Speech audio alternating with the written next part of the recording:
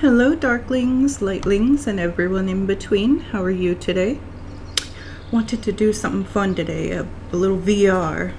It's been a while since I talked about, witchcraft or my practice, and I debated on if I was even going to still talk about it, my personal practice on my channel, but you know what? Screw it. Let's have a little fun. If you are joining me again, thank you so much. And if you just found me, consider hitting subscribe. And just to let everybody know, the updated, polished, great version of my book, Destiny Bloodline Sagas, is available on Amazon. And there is a sale right now, if interested.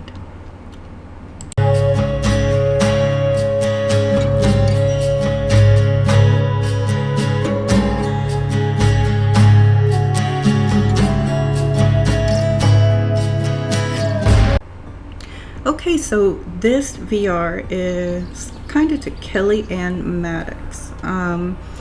She did a video about 15 things that made her feel like a magical, powerful witch, and I thought, fun. Let's do it. Alrighty, shall we get into it? I did do more than 15 though. I did 15. Hers was 13. Sorry, correction.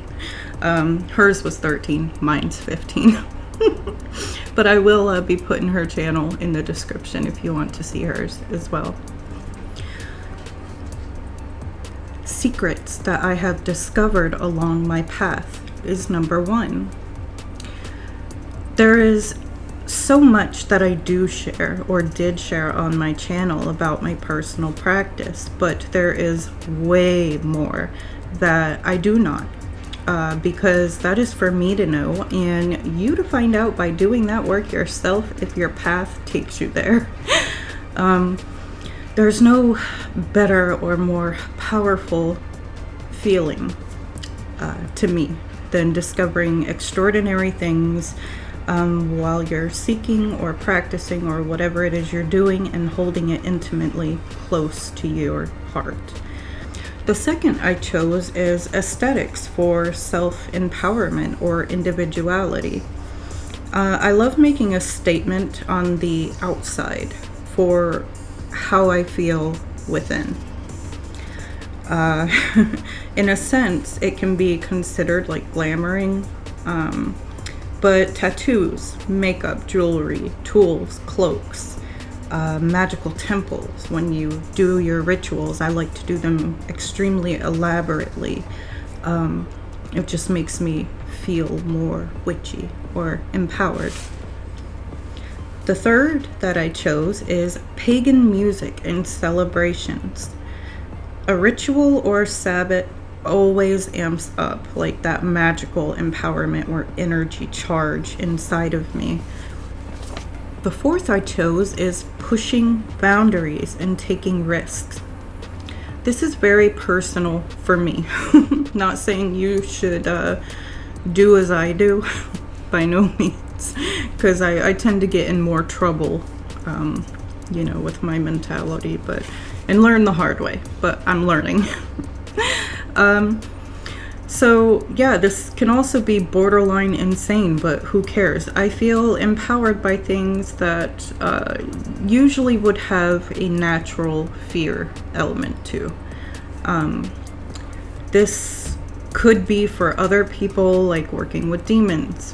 They have a fear of that. Or fae. What if, they pesky little things, get at me? And for me, if I am not pushing these boundaries that I hear people talking about, or taking these risks, or taking what I'm practicing to the highest level possible for me, it makes my little black heart swell. It gives me that lovely, empowering, witchy feeling. 5.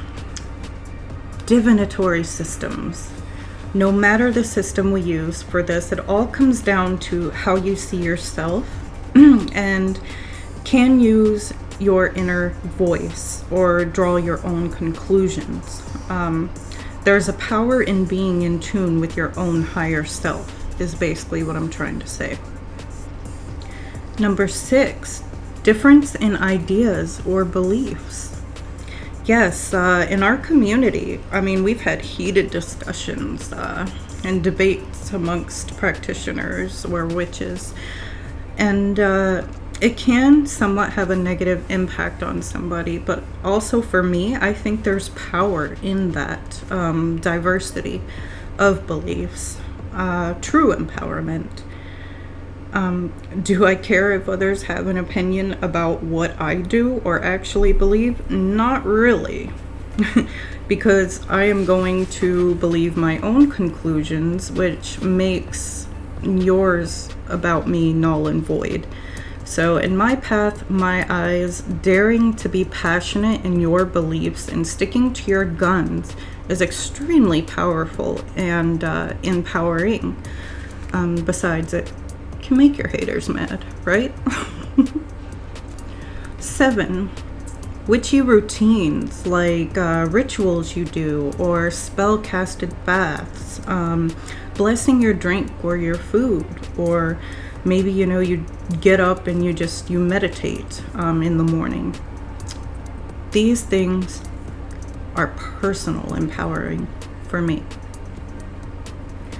8, sex magic. When I tell you, there is no greater intensity and power like your power and seeing what you can do. Using sex magic to awaken that within you, and it's powerful for me. Besides, in any case, female sexuality is highly judged harshly in society, and I find empowerment in being a huge slut for the man that I love. Number 9, seeing results in any magical project. This could be spells I do, rituals, manifesting. Seeing your own power like shape your reality is as empowering again as it gets. 10, contact with spirits or entities or beings, whether that be demons, daemons, angels, gods, goddesses, deities, fae, extraterrestrials, interdimensional, it can go on. But making this contact and having that experience is extremely empowering, especially on your individual path. Number 11, being validated by other practitioners' experiences. Not to be confused with like needing validation, but how empowering does it feel? How badass of a witch do you feel when you compare notes with a friend or a collab or another practitioner in the community and find that you have had similar experiences to an uncanny level, giving you validation within your own path of how powerful you are. 12, creation. Runes, sigils, crafts, incantations, ritual settings, books, tarot cards or oracle cards, divinatory systems. It is endless with creation, but also very empowering to sit back after the fact and say, hey, I created this, I manifested this work. I know with my book, yes, that is exactly how I felt when it was done. Number 13, zodiac energies and signs. Now this one is probably personal to me as well. Maybe not everybody feels this way, but I do find empowerment in my zodiac sign and energies of the zodiac, which I personally believe or think that we each can channel any of the energies of the zodiac, because we're not just our one sign, right? But you have a dominant energy from the time you were born. That's kind of how I think it to be. So mine would be a Scorpio sun, Scorpio moon, and then Mercury, and then Libra rising. And I'm not saying like I identify as like my zodiac, but what I am saying is there is power in trying to understand yourself better, however you choose to do that.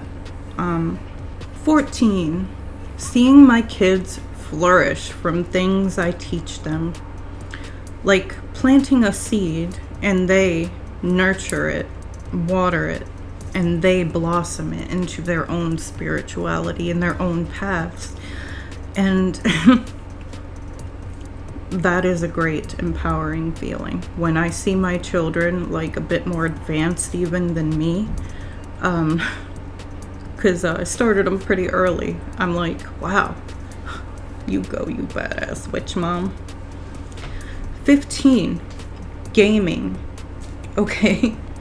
Experiencing alternate realities is what most witches or a lot of seekers want to do or strive to do, right? We are experiences all in our paths, and or for me it is anyway. I can't speak for everybody, but gaming enhances that for me, as well as creative expression and visualization skills. I truly feel like we're experiencing an alternate reality through things like that, and it exercises our muscles, like for visualization, meditation, creativeness, or yeah. So that is what I had for you guys today. I hope you enjoyed it, and much love until next time.